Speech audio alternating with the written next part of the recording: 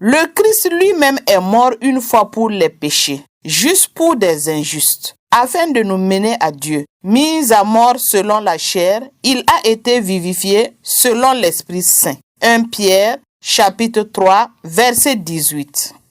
Le thème de ce verset est l'excellence du salut offert par Jésus-Christ.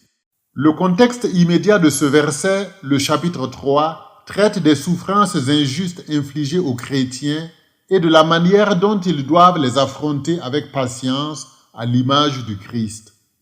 Alors que les sacrifices d'animaux de l'Ancien Testament pour le pardon des péchés devaient être continuellement répétés par un sacrificateur lui-même pécheur, le Christ, le juste et l'agneau sans tache, est mort une fois pour toutes et nous avons été libérés du péché. Son offrande de lui-même pour le salut de l'humanité est unique et suffisante. S'il a accepté d'être mis à mort dans son corps humain, il a été ressuscité par l'Esprit Saint et ce passage de la mort à la vie est pour nous un gage de transformation et d'accès à Dieu le Père.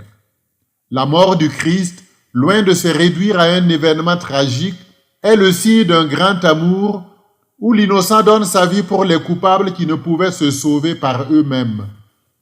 Le Christ lui-même est mort une fois pour les péchés, le juste pour les injustes, afin de nous mener à Dieu. Mis à mort selon la chair, il a été vivifié selon l'esprit. 1 Pierre 3, 18. Dans le cœur du chrétien, ce verset doit susciter premièrement une profonde gratitude envers Dieu pour le sacrifice rédempteur de son Fils. Ce verset est deuxièmement un appel à l'espérance et à la persévérance pour collaborer à ce salut par une vie de combat spirituel et de sainteté. Enfin, si Jésus le juste a accepté de mourir pour les injustes, les injustices qui nous sont infligées peuvent participer à notre salut ainsi qu'à celui des autres et nous préparer ainsi à recevoir la joie céleste en récompense. Cet enseignement vous a été offert par l'abbé Jean-Emmanuel Convolbo, prêtre de l'archidiocèse de Ouagadougou au Burkina Faso.